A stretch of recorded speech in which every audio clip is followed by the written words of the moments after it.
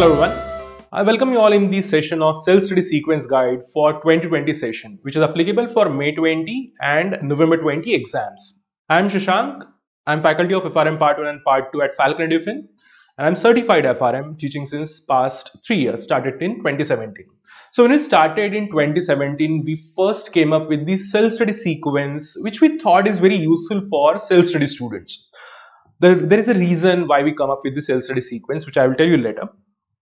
But since then, it is very much appreciated document which self-study students are using it for their benefit. And thank you for showing so much love and support for self-study sequence guide. I received lots of queries in this session as well to give a self-study sequence guide. So here we are. So why the sequence is important? Sequence in FRM preparation is important. So first you need to understand that we have 4 books: Foundations of Risk Management, Quantitative Analysis, Financial Markets and Products, and then we have Valuations and Risk Models. Okay, so to understand concepts of financial markets and products and the valuation and risk models, which is book number 3 and book number 4, you need to first understand few concepts of book number 2, which is a quantitative analysis, which is fair because anyway you will start with the quantitative analysis and then you will jump to your third book and then fourth book. But now the problem is, like, if you start with the first book, there are a lot of concepts which are discussed and which are discussed, the fundamental concepts which are discussed there needs the basics of quantitative analysis, financial markets and valuations and risk models, meaning the book 1 requires some understanding of book 2, book 3 and book 4. So if you just prepare in a particular sequence starting with the book 1, 2, 3 and 4, you will end up consuming a lot of time in getting confused and you will find like, okay, I don't understand some things or like that. But at the end, it is covered in your syllabus starting from the scratch, right? So if you just follow a particular sequence, you can reduce your preparation time by around 25 to 30%. This is my observation. So this is the one reason we used to give till around 2019, because at the time we had this one goal in our mind while designing the self-study sequence. Now for this session, for 2020 session, we are also considering the difficulty level. So what in this study session, in this self-study sequence guide, what we are trying to do is trying to balance the difficulty level. Like you will see one set, in that one set we are adding few simple topics, few difficult topics and then few medium difficulty level topics, right? So this is the one more thing. So your preparation will be a very good preparation. You will find yourself comfortable in preparing, right? So a lot of times what happens, there are back-to-back 5 difficult topics in, say, quantitative analysis. So when you start preparing it, you start with chapter number 1, 2 and 3, you feel like whole curriculum is like this, whole curriculum is difficult.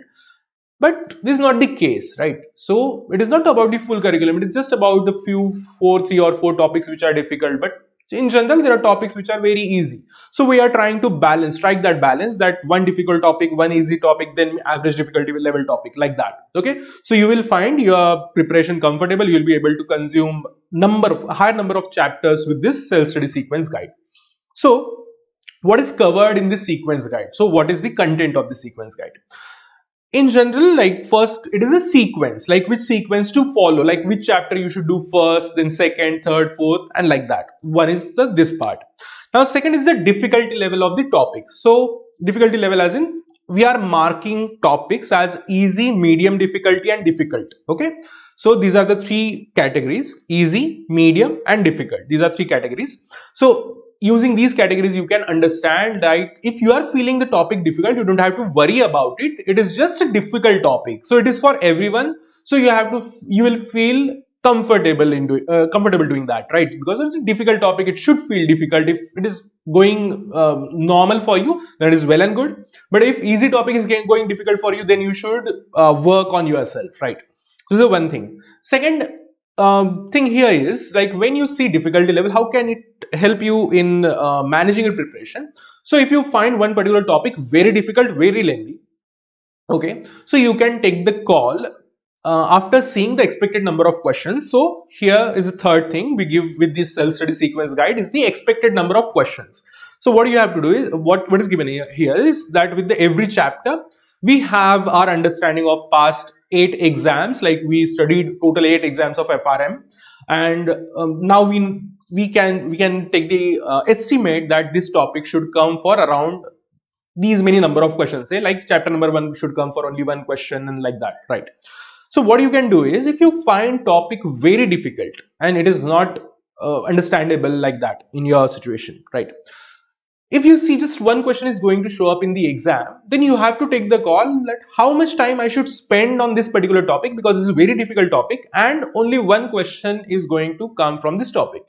This is not skipping of topic. This is known as the smart preparation. Smart preparation is when you take these calls, like how to prepare, which content to prepare first, which content to prepare later, which to keep for the later preparation, which to skip in your preparation to optimize your preparation time. At the end, goal is to clear the exam. FRM GAP's goal is not to make sure you study 100% of the syllabus, otherwise the scoring, the passing score would have been 100%, right? So GAP also knows that there are things like you will skip some topics and like that. So obviously the passing percentage or the passing cutoff is very lower than the 100%, right? So you have to keep this in mind. Be smart, to do your smart preparation, not just a donkey work or the process. Don't be a process monkey, right? Now the indications I will give you, like what box tells about, like what information is given in what box, we will discuss that. So what's new in this self-study sequence? If you use the self-study sequence of 2019 session, in that self-study sequence guide, there was just a sequence, right? So after that downloading sequence, a lot of students used to request us that please divide this. Can you tell me, or can you tell us that in which month we should start our preparation and how to go by month wise preparation? So this time we decided to incorporate that suggestion from which came from the self-study students, and this in this study guide. Now this study guide is divided in the months wise preparation. So it starts from the Jan, Feb, March and April for 4 months. And obviously in May you have exam. In April there is no content, like there is no as such content. I will just give you the oral guidance what to do in the April and like that. One important point to note here is this is not a very rigid preparation management. Okay, so this sequence is not very rigid, but try to follow the sequence and don't take month-wise preparation seriously. So if you are not able to complete all those topics which are given for the say month of Jan, don't get bothered about it. Just move those topics to Feb, and then you will prepare those topics in February. This is just a recommendatory and not compulsory. Even if there are, even if you start your preparation in Feb, you have to just optimize your preparation according to that. So you will start with whatever is given in the month of Jan. You will start from the Feb. Okay, so you will relate the self-study sequence guides Jan month, and you will be in Feb month, right? So you have to relate that. Don't jump in Feb in if that's the case, right?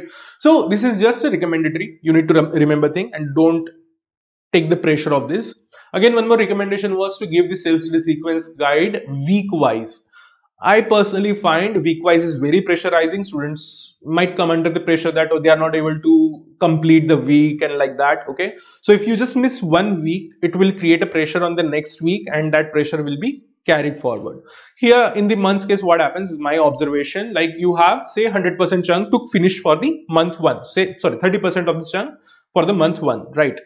So Jan month.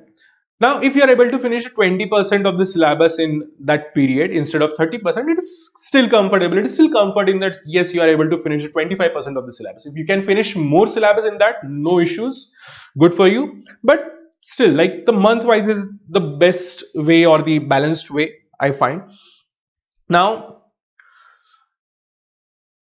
from where to download this self-study sequence guide? So this self-study sequence guide will be available on osd.falconedufin.com.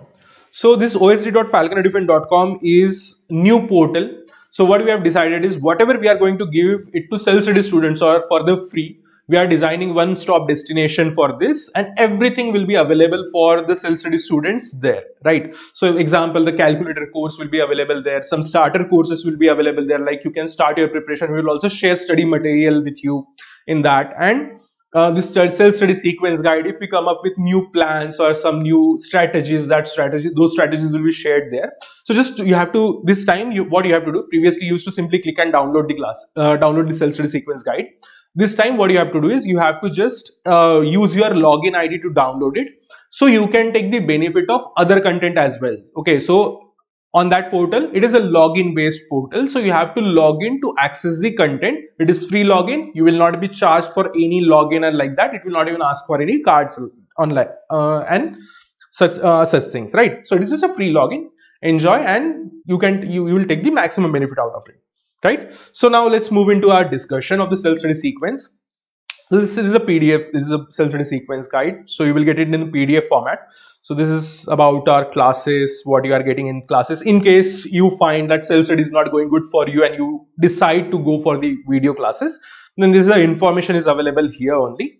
So you can watch this. Start with the preface. Our self-study guide starts with the preface, right?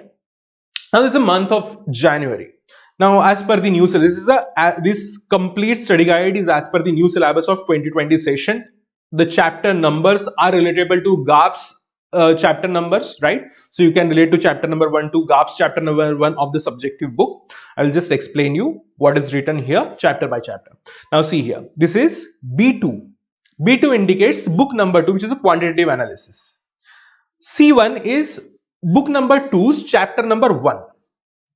So if you see B2, C01, meaning you have to open the book number 2 and simply take the chapter number 1 like that. So chapter number 1 is fundamentals of probability. This is medium difficulty level. There is a difficulty level in the topic. So it is a medium difficulty level, not easy, not very difficult. And it should come for only one question in the exam. This is our observation based on the past exams and like that. Okay. Then the next is the introduction of derivatives. Now we have book number 3 here and chapter number 4. We are starting with the chapter number 4. So this is very standard way of preparation. Okay.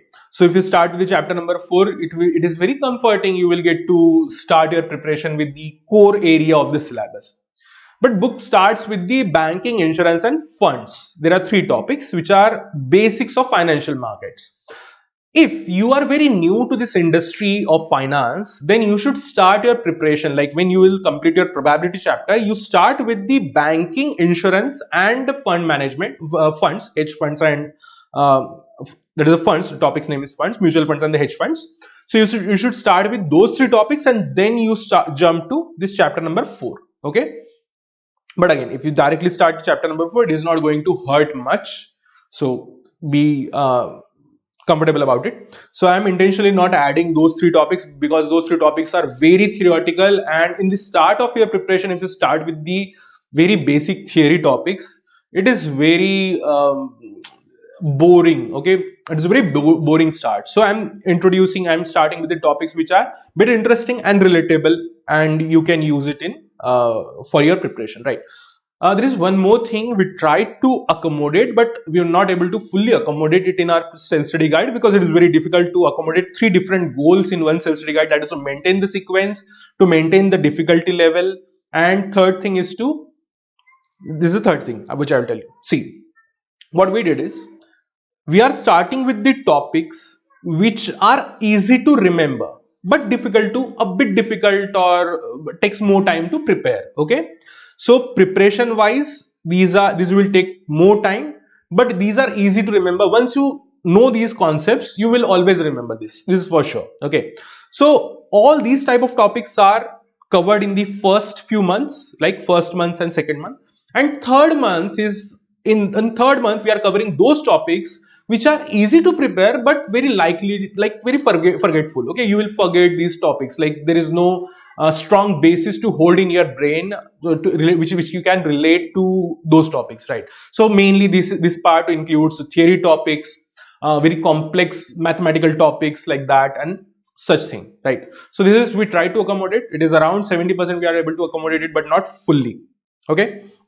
So now see, the area starts with the medium difficulty level topic. Then we are covering some easy topics, and then two difficult topics. Just a second.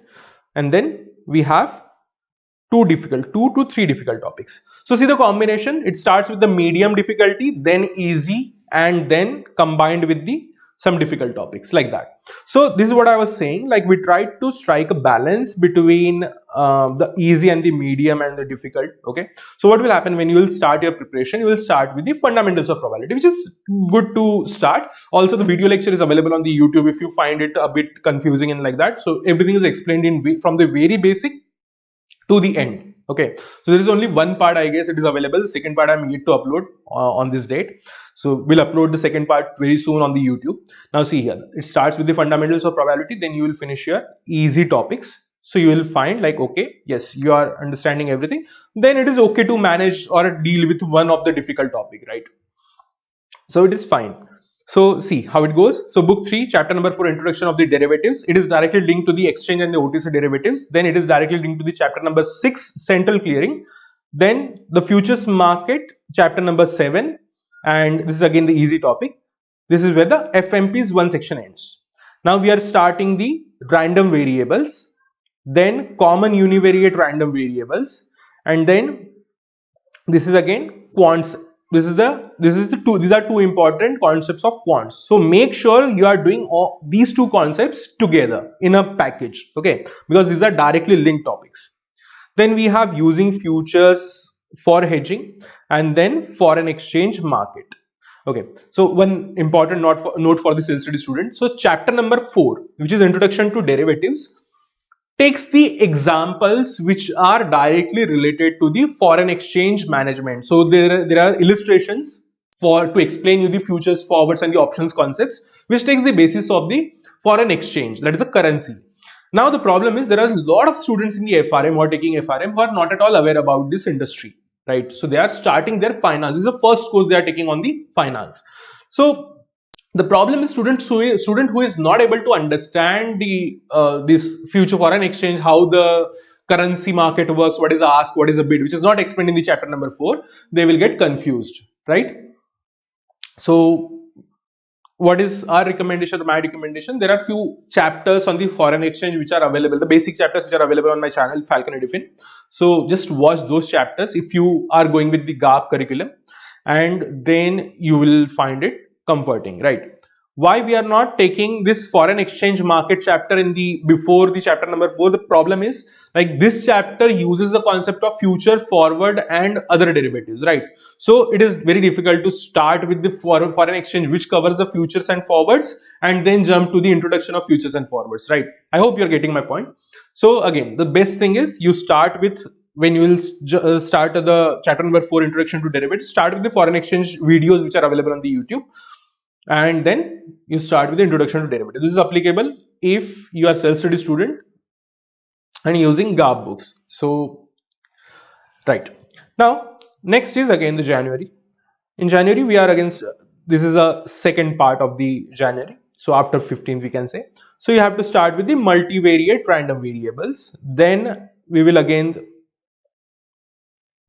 start with this section, the pricing of the financial derivatives and so on. Why after why we are introducing one multivariate? This is a very difficult chapter, okay? So it is difficult to understand and a lot of complicated concepts are introduced in this time by the GAP. So just try to understand as much as possible.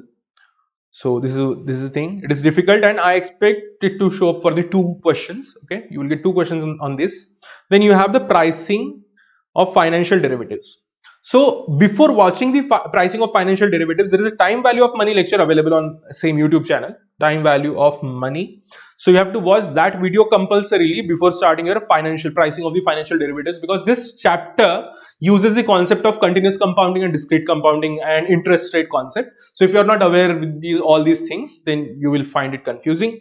So in calculator videos, calculator course, all these things are already included. You have to use the calculator for this particular part, the financial derivatives part, pricing of the financial derivatives part. So I will also explain time value of money in that course, and with that I will also explain how to use the calculator for this pricing of the financial derivative. Link will be available on the OSD only, osd.falconedufin.com. Then we have chapter number 11, commodities, forwards and the futures pricing. This is again the pricing chapter. These 2 chapters should be clubbed. Okay, so again these 2 chapters are relatable, 10th and 11th.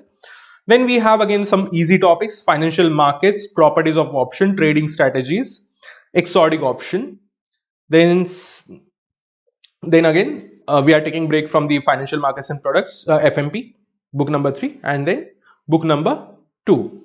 So this is chapter number 5, sample movements, and chapter number 6, hypothesis testing. Again, these two topics are linked directly, so you have to do it together. Whenever I'm saying these two topics are linked, you have to do it together on the same day or one back to back. Okay, so say Saturday and Sunday you are doing, on Saturday you are doing sample movements, and Sunday you are doing hypothesis testing, like that. So you have to make sure. One correction here: on hypothesis testing you can get 2 to 3 questions. Okay, now in the month of February we are starting with the book 4. So these chapters, chapter number 14, 15 and 16, the binomial trees, Black-Scholes method and Greek's option, these topics are in the end of book 4, but these topics are directly related to this financial markets and product section, which is book number 3's main section, the core area of book number 3. So before we begin our book number 4, we are finishing book number, before we begin the book number 4 starting, we are finishing the end of book number 4, right? So these are the chapter number 14, 15 and 16. So again, these chapters should come for 2 questions on an average. Okay. Then you have the properties of interest rate. Okay, now this is there is one section in our syllabus which is known as a fixed income. Fixed income talks about the interest rate derivatives and the interest rate bonds and all these type of securities, right? So interest rate related securities. Now the problem here is, like, there are four or five chapters which are in FMP, financial markets and products, and then we have some 4 to 5 topics which are in your VRM, valuation and risk models. So what we are trying to do here is we are trying to link the book 3's fixed income with the book 4's fixed income, and we'll try to relate it. Okay, we will do it together. So we'll start with the book number 3, chapter number 16, properties of interest rate, then corporate bonds, then price conventions and discounts, and then interest rate. So these two topics are very similar. Okay, so more or less the same concept is discussed twice in the syllabus.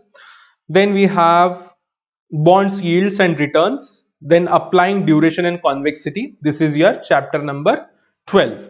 So this is where the broad fixed income area is over. There is one more chapter on the fixed income which we are going to shift it in the end because it is very difficult topic to understand, and it is better not to mix it with these core areas, right? So this is your fixed income section. Again, these topics should come for like 2 3 questions. Then this is a book number 2.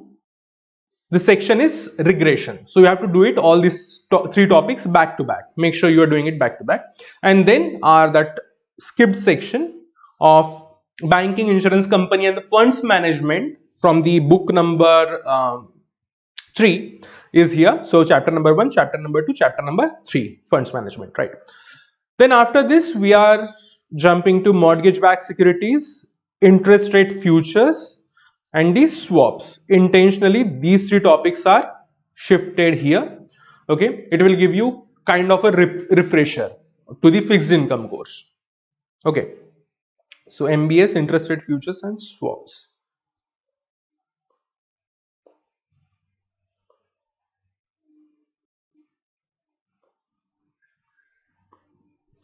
Okay, now there is a section in book number 1 which is a numerical type of section where you have to solve the questions and calculate the answer, which is modern portfolio theory and arbitrage pricing theory. So you must do these 2 topics after you finish the regression, because you will need the concepts of regression and like that in this particular part. So that's why we are taking it in after the regression. So the March month starts with the modern portfolio theory and the arbitrage pricing theory.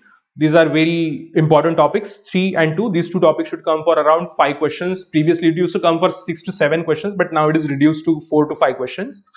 Then we have our very important section which is war. Okay, value at risk. In this value at risk, there is a one chapter from book number 2, which is volatility, measuring volatility and the returns. So this particular chapter is directly linked with this, and needs because we are going to understand some concepts, so these topics are directly can be shifted to measuring and monitoring volatility. So in volatility you will simply understand what is volatility and the basic part, and in monitoring volatility you will understand how to use this volatility for the value at risk. Okay, so that's why we are linking chapter number 2 book number 2's chapter number 12 with the book number 4's chapter number 3. Okay, so this is the thing. Then after this is the point where your major financial markets and products and the valuation and risk models concepts are over. So we are starting with the learning from the financial disasters. Now, why we are shifting learning from the financial disasters so below? The reason is it talks about how the scams happened with the help of these financial instruments. Now, to understand these scams and the misuse of the financial instruments, you need to first understand what are these financial instruments, what is mortgage-backed securities, what is CDS, CDOs, what is the options, trading, and all this stuff, right? So this is from the chapter book number 1, right? So to understand this chapter properly, you need to first finish your almost all the curriculum, and then you have to start this chapter. You will find this chapter very easy if you know all the remaining concepts, right?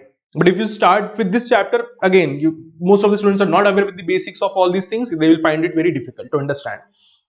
Then anatomy of the great financial crisis. So this is a mortgage crisis. Okay, so this particular chapter, to understand this particular chapter, you need to first understand MBS, mortgage-backed securities, right?